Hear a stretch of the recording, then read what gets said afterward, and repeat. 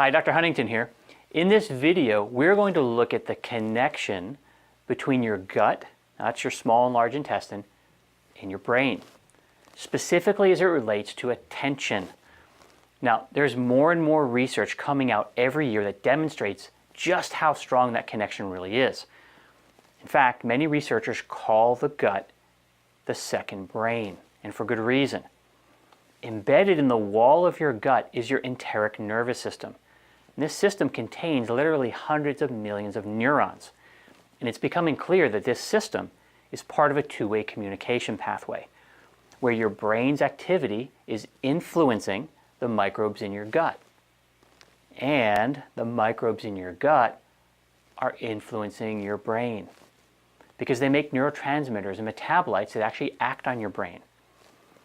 So, although that might not be the most comforting piece of information that you've learned today, it's nevertheless true, because you've got trillions of microbes in your gut, and they are influencing your brain. So taking steps to care for them in the environment that they're living in, which is your gut, is very smart, and actually is vital to maintaining your mental health, and overall health for that matter. So one of the most common diagnoses given to a situation where a person has trouble focusing or has trouble with attention is ADHD, which stands for Attention Deficit Hyperactivity Disorder. Now, it happens to be the most commonly diagnosed mental disorder in children, although people of all ages can be labeled with that condition.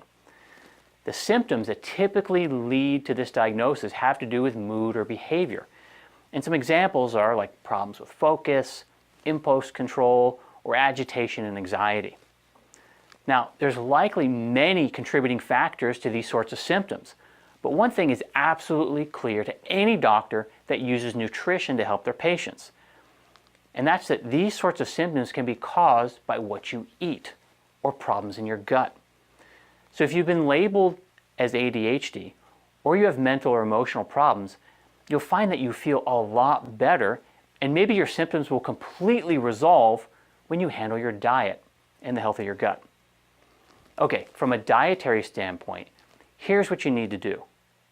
First, get off all sugar, because high sugar foods and starchy carbs wreak havoc on your gut and also cause excessive insulin release. And this results in inflammation. And that, of course, leads to poor nutrient absorption. And it's this lack of the proper vitamins and minerals and enzymes that can lead to mental and emotional problems. Another dietary factor is mercury in food, particularly seafood. You need to make sure that when you eat seafood, it's seafood that tends to have low amounts of mercury, or hopefully none at all. And heavy metals in general have been found to trigger symptoms in people with ADD or ADHD. So opt for salmon and shrimp rather than the larger fish that are known for containing heavy metals, such as swordfish or tuna. Another factor is avoiding gluten. You know, the gluten-free diet is not a fad. It's really something you should consider as a lifetime habit. Most people have some degree of sensitivity to gluten.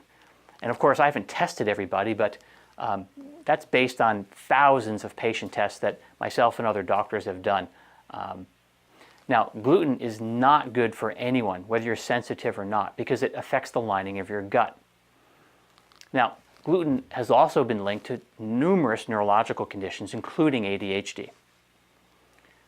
Another thing you need to do is eat plenty of healthy fat. Omega-3 fats actually fuel the brain, and most people are not getting enough omega-3s. You can handle this by eating more salmon, snacking on walnuts. You can even throw walnuts on your salad, of course, like you throw the salmon on your salad also. And also include flax and chia seeds in your smoothies. Those will all help you, increase the healthy fats that you're eating. Now, another factor is making sure that your food does not contain dyes. Make sure you read the labels, because food coloring and chemical additives tend to worsen ADHD symptoms.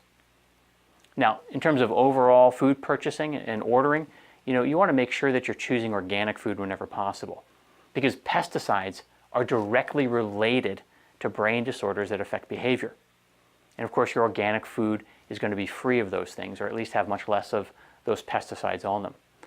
And lastly, make sure to supplement your diet with high-quality dietary supplements.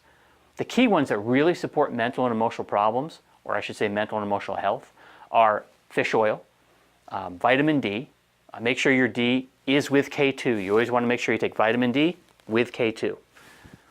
Magnesium, all your B vitamins, particularly B12, and probiotics. So make sure you include those 5 in your diet, particularly if you're worried about mental or emotional issues, because they'll support your brain function from a nutritional standpoint.